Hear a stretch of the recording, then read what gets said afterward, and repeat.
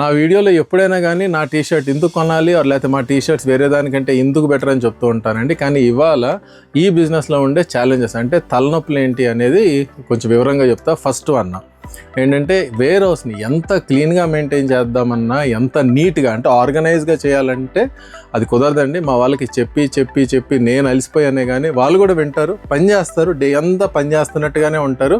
ఇప్పుడే వెళ్ళారు 7:30కి, ఇప్పుడు సాయంత్రము, కానీ వేర్ హౌస్ ఈ పరిస్థితుల్లో ఉంది. ఓకే, సో ఇది ఎలా సాల్వ్ చేయాలో నాకు తెలియదు.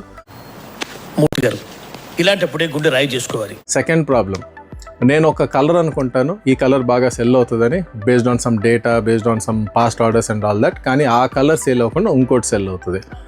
Then the next one, sizes. ఒకసారి ఏమో 4XL 5XL ఎక్కువ అమ్ముడుపోద్దని అదో ఎక్కువ మ్యానుఫ్యాక్చర్ చేస్తాను, అది కుదరకుండా 2XL 3XL అమ్ముడుపోద్ది. లేదంటే స్మాల్ మీడియం వద్దు అనుకుంటాను, 5XL 6XL అమ్ముడుపోద్ది. ఇది ఒక ఛాలెంజ్. సో ఇవన్నీ ఛాలెంజెస్ ఐ కీప్, అంటే దీని గురించి ఎలా సాల్వ్ చేయాలని ఆలోచిస్తూ ఉంటాము. అండ్ దెన్ అదర్ థింగ్ వచ్చి మా రిసోర్సెస్, స్టెబిలిటీ ఉండదు ఓకే ఇప్పుడున్న వీళ్ళల్లో. ఓకే, అండ్ ప్రాబ్లం ఏంటంటే వాళ్ళకి ఏం కావాలో వాళ్ళకి తెలియదు. వాళ్ళని ట్రైన్ చేద్దామని ట్రై చేస్తూ ఒక స్టేజ్కి వచ్చిన తర్వాత సడన్గా జంప్ అవుతారు. అప్పుడు ఏం చేయాలో మనకు తెలియదు, మళ్ళీ ఇంకో మనిషికి మళ్ళీ ట్రైన్ చేయాలి.